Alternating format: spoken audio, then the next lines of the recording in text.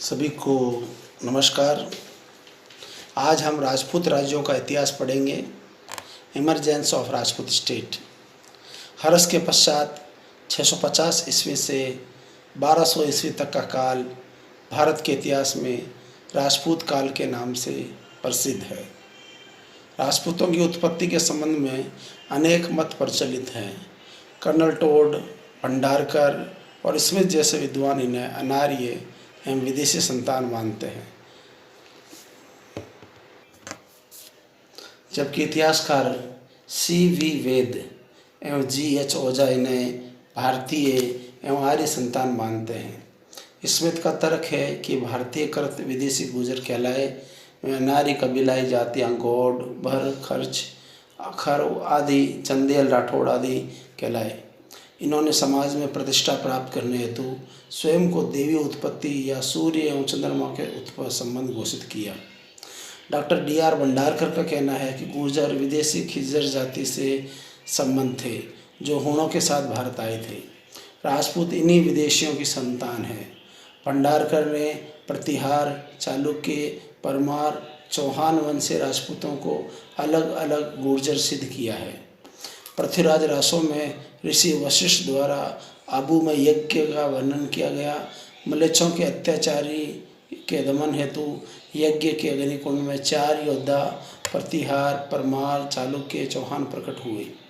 इन्हीं के संतान राजपूत कहलाई, अतः इन्हें अग्निवंशी कहा गया है।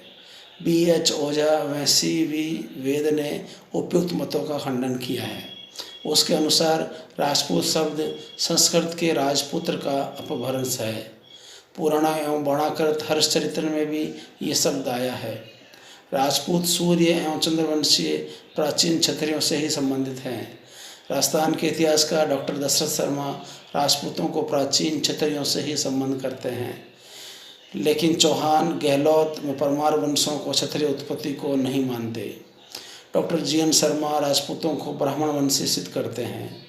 हर्ष के बाद भारतीय समाज एवं आर्थिक जीवन में आए अनेक परिवर्तनों के कारण भारत में बसे कुछ विदेशी शूरवीरों के वंशजों एवं जनजातियों से अपनी शारीरिक शक्ति, बौद्धिक सामर्थ्य व अन्य विशेषताओं के कारण राजनीतिक प्रभुत्व अर्जित कर लिया।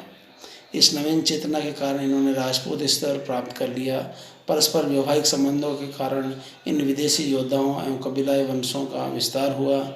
निश्चित मत के अभाव में कोई सर्वमान्य निष्कर्ष निकालना कठिन है। ये विश्वसनीय लगता है कि 8वीं से 12वीं शताब्दी के दौरान इन शूरवीर वंशों ने राजपूत के रूप में अपनी पहचान बनाई, जिसे समकालीन समाज ने अपने रक्षक के रूप में स्वीकार कर राजत्व स्तर पर मान्यता प्रदान की। प्राचीन कालीन क्षत्रियों के अनुरूप राजपूतों की राजनीतिक शक्ति के रूप में स्वीकार कर लिया।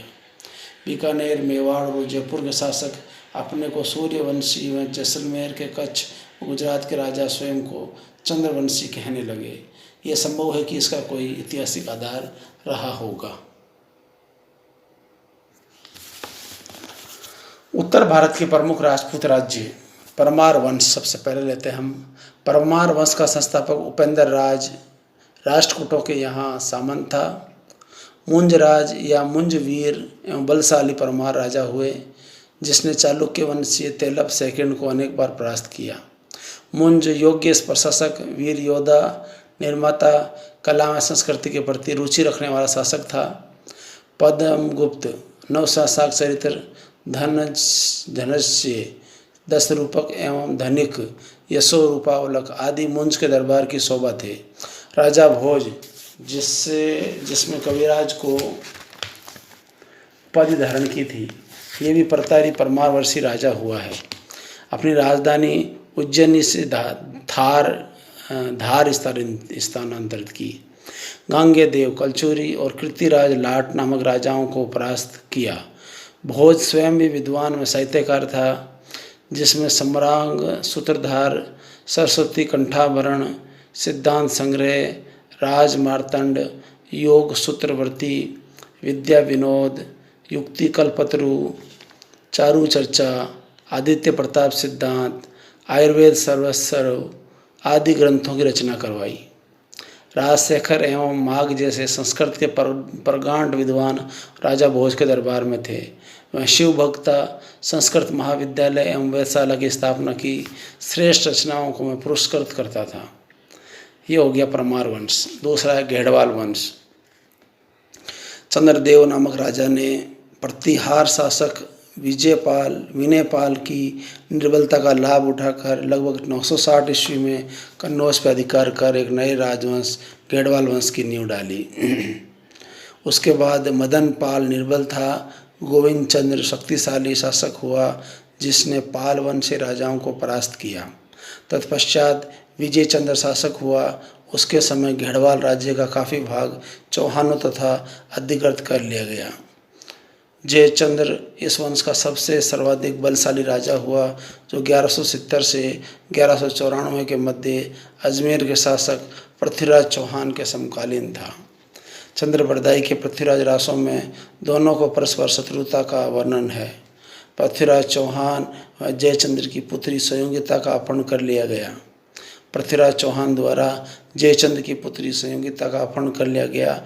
अतः मोहम्मद गोरी के विरुद्ध जयचंद्र ने पृथ्वीराज का सहयोग नहीं किया। तराइन के युद्ध 1192 ईस्वी में गोरी ने पृथ्वीराज को परास्त करने के बाद चंदावर के युद्ध 1194 में जयचंद्र को पराजित किया और वह युद्ध में मारा गया। श्रीहर्ष कन्नौज दरबार का परम विद्वान था जिसने खंड खाद्य एवं नेसद चरित्र की रचना की। श्रीहर्ष कन्नौज दरबार का परम विद्वान था जिसने खंड खाद्य व नेसद चरित्र की स्थापना की। चौहान वंश। चौहानों का मूल स्थान सपादलक्ष माना जाता है। विभिन्न साक्ष्यों के आधार पर चौहान वंश का प्रारंभिक राज्य दक्षिण में पुष्कर से लेकर उत्तर में सीकर तक स्वीकार किया गया है, जिसमें सपादलक्ष अर्थात 1.25 लाख गांव शाकंभरी सांबर के चौहान वंश का संस्थापक वासुदेव 551 में शासन करता था। तत्पश्चात उसका पुत्र अजय राज राजा बना। उसके बाद उसका पुत्र विग्रहराज, परपोत्र चंद्रराज प्रथम और गोपेंद्र राज शासक हुए। उसके पुत्र दुर्लभ राज ने चौहान राज्य का विस्तार किया। तत्पश्चात उसका पुत्र गुवक राजा हुआ। फिर चंद्रराज द्वितीय, गुवक द्वितीय और चंदन राजा हुए। चंदन ने दिल्ली के तोमर वंश से राजा रुद्रसेन को युद्ध में मार दिया। उसके बाद वाकपति राज चौहान राजा हुआ जिसने पुष्कर में शिव मंदिर बनाया। उसके पुत्र सिंह राज ने सर्वप्रथम महाराजाधिराज की उपाधि धारण की। उसने प्रतिहार आधिपत्य से स्वतंत्रता प्राप्त की। वह प्रतापी शासक था। उसके बाद उसका पुत्र विग्रहराज द्वितीय शासक हुआ जिसने चालुक्य नरेश मूल राज से संधि हेतु बाध्य किया। तत्पश्चात उसका छोटा भाई दुर्लभ राज द्वितीय चौहान राजा बना जिसने सर्वाधिक राज्य विस्तार किया। उसके बाद उसका पुत्र गोविंद राज तृतीय, फिर क्रमशः वाकपति राज द्वितीय, वीर्यराम, चामुंडराम, सिंह घाट, दुर्लभ राज तृतीय, वीर सिंह व विग्रहराज तृतीय विशलदेव चौहान शासक हुए। विशल ने मालवा के परमारों से मैत्री करके गुजरात के शासक कर्ण को पराजित किया। उसके बाद उसका पुत्र पृथ्वीराज प्रथम व परपौत्र अजयराज शासक हुए। अजयराज ने अजमेर की स्थापना की। उसके पुत्र अर्णोराज ने साम्राज्य विस्तार किया और अजमेर में चौहान साम्राज्य को सुदृढ़ता प्रदान की। आनासार झील का निर्माण किया। उसने अनेक युद्ध किए। 1153 में विग्रहराज चतुर्थ अजमेर का चौहान शासक हुआ। तत्पश्चात अपरागांगे की हत्या कर पृथ्वीराज द्वितीय शासक हुआ। वह निसंतान था। उसकी मृत्यु के बाद उसका चाचा सोमेश्वर गद्दी पर बैठा जो कि अर्णोराज में कंचन देवी का पुत्र था। वह गुजरात में ही पला बड़ा हुआ। वह कोंकण के राजा मल्लिकार्जुन के से युद्ध में मारा गया। उसके 2 पुत्र पृथ्वीराज तृतीय और हरिराज हुए। उसकी मृत्यु के बाद में पृथ्वीराज तृतीय अजमेर का चौहान शासक बना जिसने प्रारंभ में अपनी माता कपूर देवी के संरक्षण में शासन किया। वह योग्य शासक, कुशल योद्धा व शस्त्र विद्या में पारंगत था। उसने अनेक विद्रोहों का दमन कर चौहान शक्ति को सुदृढ़ किया। उसने 1177 से 1192 ईस्वी तक शासन किया। तुर्क आक्रांता मोहम्मद गोरी को तराइन के प्रथम युद्ध 1191 में पराजित किया। द्वितीय तराइन युद्ध 1192 में मोहम्मद गोरी से पृथ्वीराज चौहान की हार हुई और वीर गति को प्राप्त हुआ। गौरी ने उसके पुत्र गोविंदराज को अपना अभिन्न शासक बनाया, लेकिन उसके द्वितीय पुत्र हरिराज ने गौरी के विरुद्ध विद्रोह कर स्वतंत्रता का प्रयास किया, परंतु कुतुबुद्दीन ऐबक ने उसे पूर्णतः परास्त कर भारत में तुर्क साम्राज्य की स्थापना की।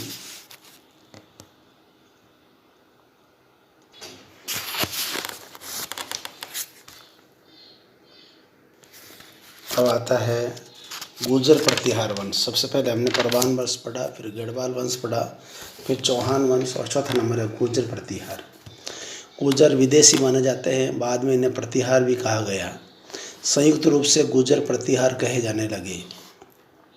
मंडौर, जोधपुर, भड़ोच, राजौगढ़ एवं जालोर एवं उज्जैन में कन्नौज के गुर्जर प्रतिहार, इन 4 क्षेत्रों में इनकी शाखाएं स्थापित हुई।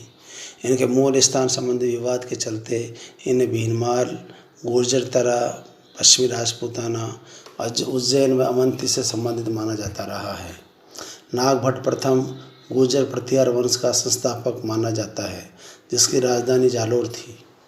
मारवाड़ से दक्षिण में बड़ौस तक विस्तृत साम्राज्य पर उसने 730 से 760 तक शासन किया। उसने अरबों और राष्ट्रकूटों से युद्ध किया। उसके बाद ककुस्थ, देवराज, वत्सराज शासक हुए। वत्सराज ने भंडी जाति पर विजय प्राप्त की। संभवतः उसने बंगाल के पास पाल वंशी राजा से भी युद्ध में विजय प्राप्त की। राष्ट्रकूट राजा ध्रुव से युद्ध में वत्सराज के साम्राज्य पर विपरीत प्रभाव पड़ा और उसका राज्य केवल राजपूताना तक ही सीमित हो गया। उसके पुत्र नागभट्ट द्वितीय 1795 से 833 795 से 833 तक शासन किया। उसने गुर्जर प्रतिहार राज्य की शक्तिशाली बनाया। में कन्नौज में गौड़ प्रदेशों के साथ अन्य प्रदेशों पर भी विजय प्राप्त की। तत्पश्चात रामभद्र 836 में 3 वर्ष तक शासन रहा। मीर भोज 836 से 885 में रामभद्र का पुत्र था। उसने अपने पिता के राज्य को पुनः प्राप्त किया। उसका राज्य उत्तर में हिमालय की तराई से लेकर दक्षिण में बुंदेलखंड, पूर्व में बंगाल से पश्चिम में सौराष्ट्र तक था। उसके शासनकाल में प्रजा संपन्न व समृद्ध थी। मिहिर भोज के बाद महिपाल प्रथम गुर्जर प्रतिहार शासक हुए। 1018 ईस्वी में गुर्जर प्रतिहार वंश के राजाओं का शासन रहा। तत्पश्चात ये वंश नाम मात्र का ही रहा। 5वां नंबर है गुजरात के चालुक्य। चालुक्य शब्द का हिंदी रूपांतरण सोलंकी है। गुर्जर प्रतिहार वंश के पतन के बाद मूल राज ने इस वंश की स्थापना की 942 से 995 ईस्वी में। इसकी राजधानी अनहिलपट्टन या अनिलवाड़ा थी। उसके पुत्र चामुंडराज और परपोतर दुर्लभ राज तक शासन किया। दुर्लभ राज ने अपने भतीजे भीमदेव प्रथम को शासन सौंप दिया। जब भीमदेव सिंध अभियान में व्यस्त था तो परमार राजा भोज के सेनापति कोलचंद्र ने अनिहलपट्टन में भारी लूटपाट की। इसी काल में महमूद गजनवी ने 1024 ईस्वी में सोमनाथ मंदिर को लूटा और विध्वंस किया। भीमदेव ने उसका पुनः जीर्णोद्धार किया। तत्पश्चात उसके पुत्र कर्ण ने 30 वर्ष शासन किया। 1094 ईस्वी में उसका पुत्र जय सिंह सिद्धराज शासक हुआ, जिसने साम्राज्य विस्तार किया। 1143 में उसकी मृत्यु के बाद में कुमारपाल चालुक्य 1144 से 1171 ने गुजरात का शासन बनने के बाद, जिसमें शाकंभरी के चौहान वंश का से संघर्ष किया, जो विग्रहराज चतुर्थ के साथ संधि में खत्म हुआ। कुमारपाल ने आबू के परमार वंश तथा नाडोल के चौहानों से भी संघर्ष किया। उन्हें अपनी अधीनता स्वीकार कराई। मालवा के राजा वल्लाल को हराया। कोंकण के मल्लिकार्जुन पर विजय प्राप्त की। सौराष्ट्र में विद्रोह का दमन किया। चालुक्य कुमारपाल का साम्राज्य विस्तृत था। कुमारपाल के बाद अजयपाल, मूलराज, भीमदेव सेकंड 1241 तक शासन करते रहे। 1197 में कुतुबुद्दीन ऐबक ने अनहिलपट्टन को लूटा। 1242 में त्रिलोचन पाल राजा बना। कुछ समय पश्चात चालुक्यों को एक शाखा बघेल वंश का शासन स्थापित किया। 6 नंबर पर मेवाड़ के गुहिल। गुहिल मेदपाट या मेवाड़ का सर्वाधिक प्रतिभाशाली राज्य था। उसके वंशज गुहिल पुत्र गुहिल या गुहिलत कहलाए। मेवाड़ इनका मूल स्थान था, जहाँ से वे अन्य भागों में गए। गोहिल के बाद बापा प्रमुख शासक हुआ। तत्पश्चात भोज, महेंद्र व नाग आदि नामों का उल्लेख मिलता है। ऐसा माना जाता है कि भीलों ने महेंद्र से उसकी भूमि छीन ली। नाग को नागदा में रहना पड़ा। शिलादित्य ने भील शक्ति को नियंत्रित किया। अपराजित ने शक्ति वृद्धि की। तत्पश्चात काल भोज व खुमान प्रथम ने गुहिल वंश से प्रतापी राजा हुए। उसके बाद अनेक दुर्बल राजाओं के काल में मेवाड़ की शक्ति क्षीण हुई। खुमान तरते एवं भरत भट्ट द्वितीय व अल्लट के काल में मेवाड़ ने पुनः शक्ति अर्जित की। नरवाहन के बाद मेवाड़ पर चौहानों का प्रभाव स्थापित हो गया। वस्तुतः प्रारंभ से ही मेवाड़ राज्य संघर्षों से जूझता रहा।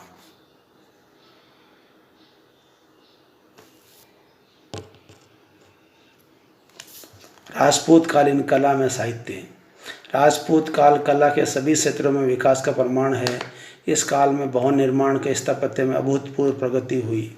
राजा प्रसादों एवं मंदिरों के निर्माण का ये काल अद्वितीय है। नागर शैली के मंदिरों में शिखर युक्त गर्भगृह बने, जिनसे आगे सुंदर अलंकरण युक्त मंडप बने। जैन, शैव व वैष्णव मंदिरों में कंदरिया महादेव मंदिर, चतुर्भुज वैष्णव मंदिर, आदिनाथ जैन मंदिर, स्तंभ युक्त वर्ताकार गुंबद युक्त मंडप शिखर हेतु प्रसिद्ध है। ओसिया के 16 मंदिर, जिनमें सूर्य मंदिर व महावीर मंदिर श्रेष्ठतम है। आबू के देलवाड़ा में ऋषभनाथ या आदिनाथ मंदिर, जो भीम चालुक्यों से मंत्री विमल शाह ने 1032 में बनवाए थे, जो कि स्थापत्य में शिल्प कला शैली में रंगलंकन युक्त नकारों को अद्वितीय नमूना है। आबू में ही श्री नेमिनाथ का मंदिर तेजपाल द्वारा 1230 में बनवाया गया था। ये भी पाषाण तक्षण कला का प्रतीक है। मूर्ति कला के क्षेत्र में भी इस युग में अद्भुत प्रगति हुई। विष्णु के दशावतार की मूर्तियाँ, शिव प्रतिमाएं, शिवलिंग, दीवारों पर बनी मूर्तियाँ भी कलात्मक महत्व रखती है। यद्यपि इनका धार्मिक महत्व भी है। इस युग की चित्रकला भावना प्रधान थी। कांगड़ा, कश्मीरी व राजस्थानी राजपूती कला शैलियाँ विकसित हुई। इनका विषय धर्म है। रामलीला, राधाकृष्ण के चित्रण अधिक है। साहित्य के क्षेत्र में भी राजपूत युग ने प्रगति की। मुंज, भोज, पृथ्वीराज तरते आदि राजा स्वयं भी विद्वान थे। उनके दरबार में अनेक प्रकांड विद्वान संरक्षण प्राप्त थे। राजा भोज परमार ने चिकित्सा, ज्योतिष, व्याकरण, स्थापत्य विषयों पर ग्रंथ लिखे। पद्म गुप्त और धनंजय मुंज की राज्यसभा में थे, जिन्होंने क्रमशः नव शासक चरित्र में 10 रूपक लिखे। पद्म गुप्त ने लिखा नव शासक चरित्र और धनंजय ने लिखा 10 रूपक। राजशेखर संस्कृत भाषा का प्रगाढ़ पंडित था, जिसने कपूर मंजरी, काव्य मीमांसा, बाल रामायण लिखे। श्री हर्ष का नेसत चरित्र, जयदेव का गीत गोविंद, कवि विल्हण का विक्रमांक देव चरित्र, कलहण की राज तरंगिणी, सोमदेव की कथा सरित सागर इस युग की संस्कृत भाषा की विरासत है। चंद्र बरदाई का पृथ्वीराज रासो लोक भाषा डिंगल की अद्भुत करती है। इस प्रकार राजपूत युग 800 ईस्वी से 1200 ईस्वी के मध्य जीवन के सभी क्षेत्रों में शांति, समृद्धि, प्रगति में गौरव का काल रहा।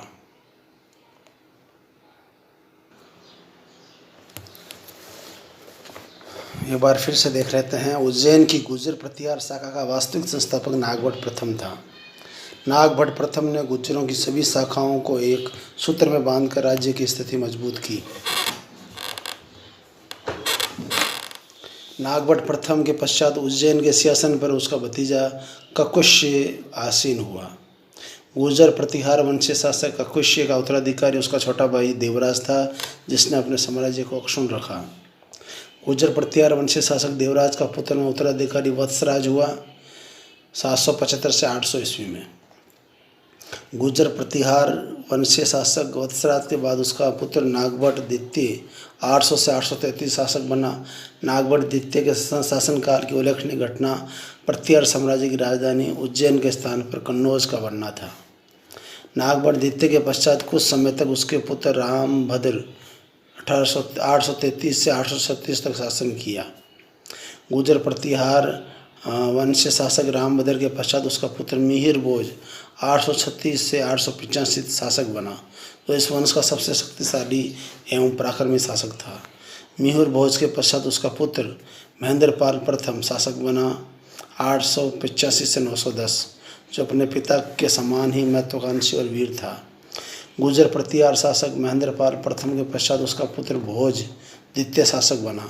भोज द्वितीय के बाद प्रतिहार वंश का अगला शासक महिपाल प्रथम बना 912 से 945। बंगाल में पाल वंश के शासन का संस्थापक गोपाल था 750 से 770। पाल वंश के शासक गोपाल के पश्चात उसका पुत्र धर्मपाल 770 से 810 में राजा बना। धर्मपाल की मृत्यु के बाद उसका पुत्र देवपाल बंगाल का शासक बना 810 से 850। पाल वंश के शासक देवपाल बौद्ध धर्मावलंबी था। उसने नालंदा तथा विक्रमशिला विहारों के विकास में महत्वपूर्ण योगदान दिया। देवपाल के बाद पाल साम्राज्य में उत्तराधिकार का संघर्ष प्रारंभ हुआ। देवपाल के बाद पाल वंश में अनेक शासक विग्रहराज, नारायणपाल, राज्यपाल, गोपाल द्वितीय, विग्रहपाल द्वितीय हुए। उनके शासन काल में विशेष घटनाएं घटित नहीं हुई। 988 में विग्रहपाल द्वितीय को पुत्र महिपाल राजगद्दी पर आसीन हुआ। महिपाल ने अपने वंश के खोए गौरव को पुनः अर्जित किया तथा पाल साम्राज्य को शक्तिशाली बनाया। राजपूत कालीन मुख्य मंदिर कंददो महादेव मंदिर, ये खजुराहो में है। 1002 ईस्वी में बना और इसका निर्माण चंदेल शासकों ने कराया। तिलवाड़ा का मंदिर माउंट आबू में है। 1031 से 1230 के मध्य ये बना है और इसका निर्माण वास्तुपाल तेजपाल ने करवाया। वास्तुपाल तेजपाल। लिंगराज मंदिर भुवनेश्वर में है। 1100 ईस्वी में ये बना था और गंग वंश ने इसका निर्माण कराया। गंग वंश। मुक्तेश्वर मंदिर भुवनेश्वर में है। इसको 975 ईस्वी में बनाया गया और पूर्वी गंग नामक जो राजा है उसने इसको बनवाया। सूर्य मंदिर कोणार्क में है। 13वीं शताब्दी में ये बनाया गया। नरसिंह देव प्रथम ने इसका निर्माण कराया। तो कुल मिला के कंदोदय मंदिर खजुराहो में है, दिलवाड़ा का मंदिर माउंट आबू में है, लिंगराज और मुक्तेश्वर मंदिर भुवनेश्वर में है और सूर्य मंदिर कोणार्क में है, जो राजपूत कालीन मुख्य विशेषता है। राजपूतों के पतन के क्या कारण हैं वो हम देखते हैं। कहा जाता है कि राजस्थान में ऐसा कोई छोटा राज्य नहीं है जिसमें थर्मोपोलिस जैसी रणभूमि ना हो, और शायद ही कोई ऐसा नगर जिसमें लियोनार्डास के समान मातृभूमि पर बलिदान देने वाला वीर पुरुष न उत्पन्न हुआ हो। तो भी इनका पतन क्यों हुआ, इसके कारण निम्नलिखित हैं। राजपूत राजाओं के पास स्थायी सेना का अभाव होना। नंबर 2, तुर्की की शक्तिशाली अश्व सेना। नंबर 3, राजपूतों की दोषपूर्ण युद्ध प्रणाली। नंबर 4, तुर्क एवं राजपूत सैनिकों के दृष्टिकोण में भिन्नता होना। नंबर 5, राजपूतों द्वारा धर्म युद्ध करना। नंबर 6, राजपूतों की रक्षात्मक नीति। नंबर 7, गुप्तचर व्यवस्था में कमी। और राजनीतिक कारण पर मान सकते हैं राष्ट्रीयता की भावना का अभाव, दोषपूर्ण उत्तराधिकार का नियम, को नर होए हमें का हानि की भावना, सीमांत प्रदेशों के प्रति उदासीनता। इसके अलावा धार्मिक और सामाजिक कारण भी है। धार्मिक अंधविश्वास, तुर्कों की धार्मिक उत्साह, वर्ण व्यवस्था, जातियों का बाहुल्य, ये सब कारण रहे जिसके कारण राजपूत जाति का पतन हुआ, क्योंकि राजपूतों ने 700 से लेकर 1200 ईस्वी तक भारत में भरपूर राज किया था, लेकिन इन सब कारणों से उसका पतन हो गया। राजपूत काल में भारत पर वैदेशिक आक्रमण। सबसे पहले मोहम्मद बिन कासिम का आक्रमण हुआ। मोहम्मद बिन कासिम के नेतृत्व में सिंध पर आक्रमण करने के लिए भेजा गया और कासिम ने देवल पर आक्रमण किया और उसको हरा दिया। उसके बाद जुन्नैद का विमान हुआ। जुन्नैद जो है सिंध का गवर्नर नियुक्त हुआ। उसके बाद मोहम्मद गजनवी आया भारत में, उसने कई बार आक्रमण किया। और उसके बाद मोहम्मद गोरी आया। मोहम्मद गोरी ने 1191 में पृथ्वीराज चौहान से हारा, लेकिन 1192 में पृथ्वीराज चौहान को हरा दिया। मोहम्मद गजनबी ने जयपाल पर आक्रमण किया, बठिंडा पर आक्रमण किया, मुल्तान पर आक्रमण किया, आनंदपाल और महमूद पर आक्रमण किया, नगरकोट पर आक्रमण किया, नारायणपुर पर आक्रमण किया। इसमें लगभग कई बार उसने आक्रमण किए और आक्रमण के फलस्वरूप राजपूत राज्य कमज़ोर होता चला गया। महमूद का सोमनाथ पर आक्रमण 1025 ईस्वी में महमूद का भारत के सबसे प्रमुख आक्रमण सोमनाथ पे हुआ। सोमनाथ के शिव मंदिर में अतुल्य संपत्ति थी जिसको मोहम्मद गजनवी लेकर चला गया।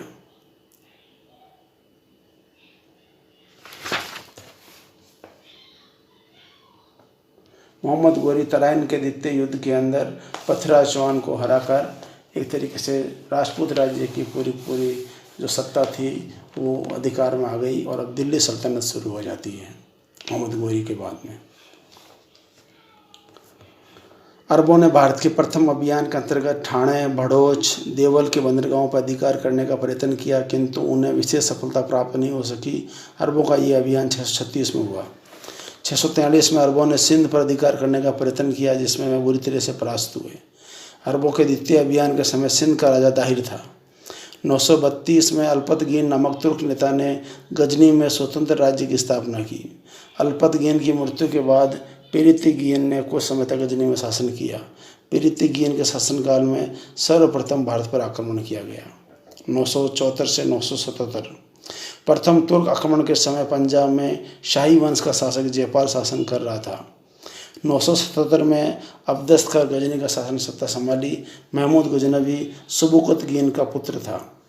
महमूद गजनवी ने 1000 से 1027 के मध्य भारत पर 17 बार आक्रमण किए। महमूद गजनवी ने भारत पर प्रथम आक्रमण 1000 ईस्वी में किया। पेशावर के कुछ भागों पर अधिकार करके अपना देश वापस लौट गया। महमूद गजनवी 1001 ईस्वी में पंजाब के साई वंश के साथ जयपाल का आक्रमण किया। महमूद गजनवी ने 1004-1005 में बठिंडा पर आक्रमण किया। बठिंडा के शासक बाजीराव थे। महमूद गजनवी ने 1005 में 6 में मुल्तान पर आक्रमण किया। मुल्तान का शासक दाऊद था। महमूद गजनवी ने 1007 में मुल्तान पर पुनः आक्रमण किया। महमूद गजनवी ने 1005 में पंजाब पर पुनः आक्रमण किया। उस समय पंजाब का शासक आनंदपाल जयपाल का पुत्र था। 1008 में महमूद ने आनंदपाल पर पुनः आक्रमण किया। 1009 में महमूद ने नगरकोट पर आक्रमण किया। महमूद गजनवी ने 17 आक्रमणों में सोमनाथ पर आक्रमण सबसे महत्वपूर्ण था। महमूद गजनवी की मृत्यु 1030 में हुई। महमूद गोरी ने अपना पहला अभियान 1175 में मुल्तान पर किया। मुल्तान पर उस समय कर्माथियन संप्रदाय के मुसलमान शासक का अधिकार था। 1179 में मोहम्मद गोरी ने कच्छ पर अधिकार किया। मोहम्मद गोरी ने 1182 में सिंध पर आक्रमण किया। तराइन का प्रथम युद्ध 1191 में मोहम्मद गोरी और पृथ्वीराज तृतीय के मध्य हुआ, जिसमें मोहम्मद गोरी की हार हुई। तराइन का द्वितीय युद्ध 1192 में मोहम्मद गोरी और पृथ्वीराज तृतीय के मध्य हुआ और इस युद्ध में पृथ्वीराज चौहान की हार हुई। मोहम्मद गोरी और पृथ्वीराज तृतीय के मध्य हुए युद्धों का वर्णन चंद्रबरदाई करते पृथ्वीराज रासो में मिलता है। चंद्रबरदाई की किताब है पृथ्वीराज रासो, उसमें मोहम्मद गोरी और पृथ्वीराज चौहान के युद्धों का वर्णन मिलता है।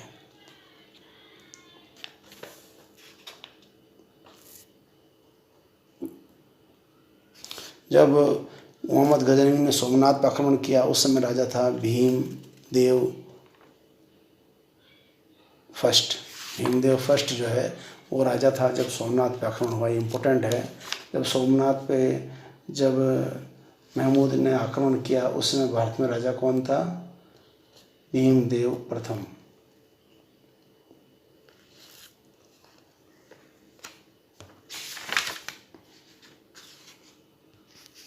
इस प्रकार ये राजपूत राज्य का हमने आज पढ़ा। 700 से लेकर 1200 ईस्वी तक का इतिहास हमने पढ़ा। इसके बाद प्राचीन काल जो है वो पूरा हो जाता है।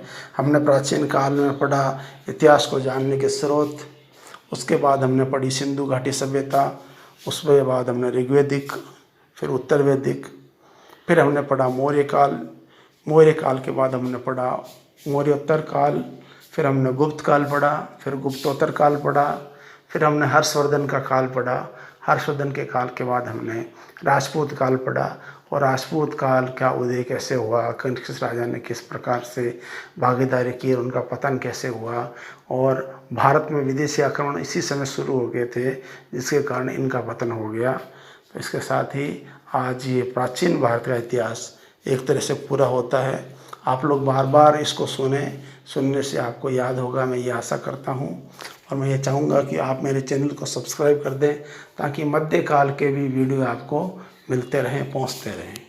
जय हिंद, जय भारत, सलाम, नमस्ते।